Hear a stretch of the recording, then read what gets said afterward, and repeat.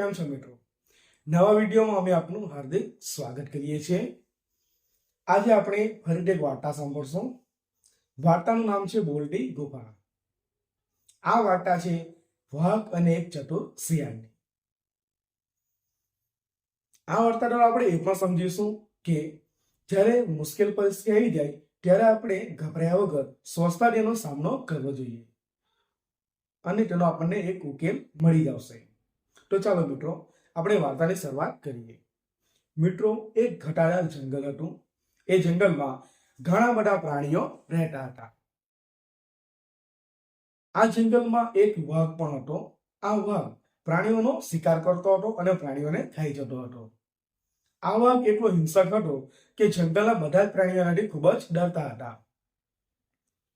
રોજની જેમ એક દિવસ વાઘ વહેલી સવારે શિકાર શોધવા માટે જંગલમાં નીકળી પડ્યો. પરંતુ એ દિવસે વાઘને કોઈ શિકાર મળ્યો નહીં.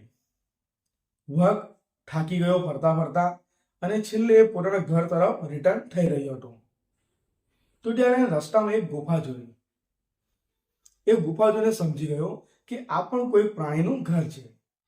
કોઈ પ્રાણી હશે જે સાંજ પડશે એટલે એ આ ઘરમાં આવશે, આ ગુફામાં ફરીથી આવશે.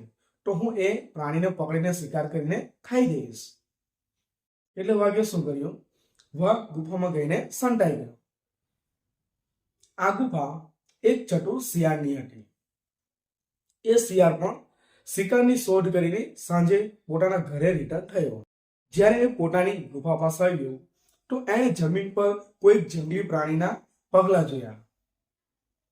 એટલે સમજી ગયો કે ગુફામાં કોઈ જંગલી પ્રાણી હોવું જોઈએ. એણે પગલાને ધ્યાનથી જોયા, પગલાનું નિરીક્ષણ કર્યું તો તેને લાગ્યું કે આ પગલા કદાચ વાઘના હોઈ શકે. જો વાઘ હશે તો પછી એને મારીને ખાઈ જશે. એટલે શિયાળ એ જાણવા માંગતો હતો કે ગુફામાં જે પ્રાણી છે તે વાઘ જ છે ને કે કોઈ બીજું પ્રાણી છે. એટલા માટે શિયાળે પોતાના મગજમાં એક આઈડિયા વિચારી લીધી, એક યુક્તિ વિચારી લીધી. અને એ આઈડિયા મુજબ શિયાળે ગુફાને પૂછ્યું, કેમ ગુફા, તું આજે મને બોલાવતી કેમ નથી? અંદર બેઠેલા વાઘે આ સાંભળ્યું. વાઘને લાગ્યું કે આ ગુફા કદાચ બોલતી હશે, પરંતુ આજે હું ગુફામાં સંતાઈને બેઠો છું ને એટલે આ ગુફા બોલતી નથી. જો ગુફા ન બોલશે ને તો પેલા શિયાળને ખબર પડી જશે કે અંદર કોઈ બેઠું છે અને પેલો શિયાળ ભાગી જશે તો મને આજે ખાવા મળશે નહીં. એટલે પેલા વાઘે શું કર્યું કે હું જાતે જ જવાબ આપી દઉં. આ ગુફા તો હવે બોલવાની છે નથી કારણ કે અંદર હું છુપાયો છું. એટલે વાઘે જવાબ આપી દીધો, ભાઈ આવી જાને. એટલે શિયાળ સમજી ગયો કે અંદર વાઘ છે અને શિયાળ તરત જ ઊભી પૂંછડીએ ઝડપથી જંગલમાં ભાગી ગયો. અને આ રીતે શિયાળે પોતાનો જીવ બચાવી લીધો. જોઈ મિત્રો, શિયાળ સામે એક મુશ્કેલ પરિસ્થિતિ આવી ગઈ હતી. જો એ ગભરાઈ જતે, સ્વસ્થ ના રહેતે તો કદાચ એ આજે વાઘના હાથે એનો શિકાર થઈ જ જતે.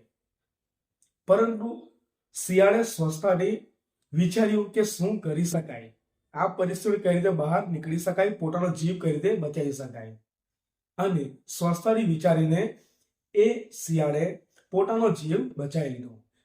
આ જ રીતે જ્યારે આપણા જીવનમાં પણ કોઈ મુશ્કેલી આવે ને તો આપણે પણ ગભરાઈ જવું જોઈએ નહીં. આપણે સ્વસ્થતાથી અને શાંતિથી એ મુશ્કેલીનો ઉપાય શોધવો જોઈએ અને આપણને એ મુશ્કેલીનો ઉપાય મળી જશે. તો મિત્રો, કેવી લાગી મને વાર્તા? જો અમારી આ વાર્તા તમને ગમી હોય તો અમારા વિડીયોને લાઈક કરજો અને અમારા વિડીયોને તમારા મિત્રોને શેર કરજો. થેન્ક યુ મિત્રો.